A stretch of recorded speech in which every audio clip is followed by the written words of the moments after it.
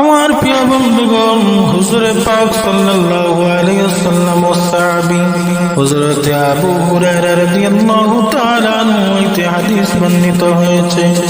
আল্লাহর নবী বলেন, মাহে রমজান মাসের শেষ রজনীর রাত, যেই রাতটি ঈদের রাত, এই রাতে আল্লাহ পাক রব্বুল আলামিন তার বান্দাকে ক্ষমা এবং দানের ফয়সালা করেন। বলেন সুবহানাল্লাহ।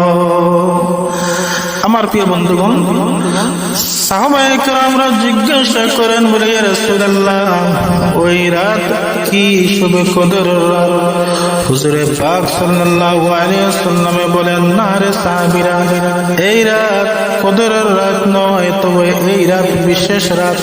যেমন ধরেন, কর্মচারী সারাটা মাস কাজ করে, যখন মহাজনে যখন পাওনা পরিশোধ করে, তেমনি ভাবে একটা রোজাদার দিনের বেলায় রোজা রেখেছে আর রাতের বেলায় আল্লাহকে পাওয়ার জন্য ইবাদত বন্দেগী করেছে।